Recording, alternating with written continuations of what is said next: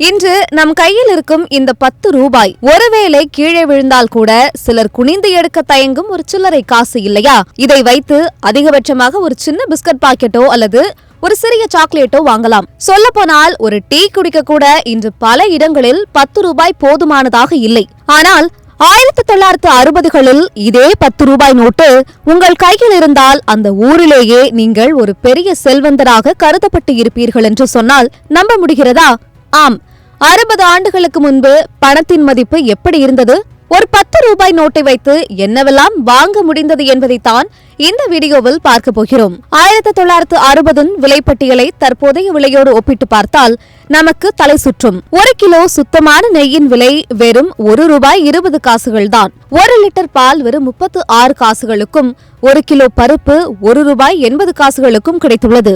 காய்கறிகளின் விலையை பார்த்தால் இன்னும் வியப்பாக இருக்கும். 1 கிலோ உருளைக்கிழங்கு வெறும் 25 காசுகள், தக்காளி 30 காசுகள் மற்றும் வெங்காயம் வெறும் 20 காசுகள் தான். 1 டஜன் வாழைப்பழத்தை வெறும் 60 காசுகளுக்கு வாங்கிய காலம் அது. வீட்டு சாமான்கள் மட்டுமின்றி பொழுதுபோக்கு மற்றும் பயண கட்டணங்களும் மிக குறைவாகவே இருந்தன. அந்த காலத்தில் ஒரு சினிமா டிக்கெட்டின் விலை வெறும் 75 காசுகள் மட்டுமே. சாதாரண பேருந்தில் பயணம் செய்ய 25 காசுகளும், ஒரு போஸ்ட் கார்டு வாங்க வெறும் 15 காசுகளும் போதுமானதாக இருந்தது.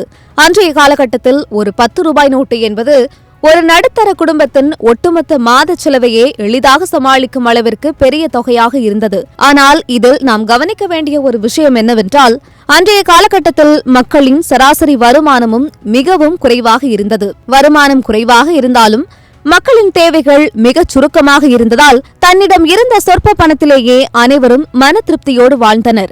ஆடம்பரங்கள் இல்லாத அந்த எளிய வாழ்க்கையில் பணத்தின் மதிப்பு அதிகமாகவும் மக்களின் சிக்கல்கள் குறைவாகவும் இருந்ததுதான் அந்த காலத்தின் ஆகச்சிறந்த அழகு.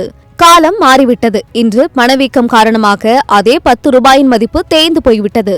ஆனால் அந்த பழைய நாட்களின் எளிமையும் மகிழ்ச்சியும் இன்றும் நம்மை ஆச்சரியத்தில் ஆழ்த்துகின்றன.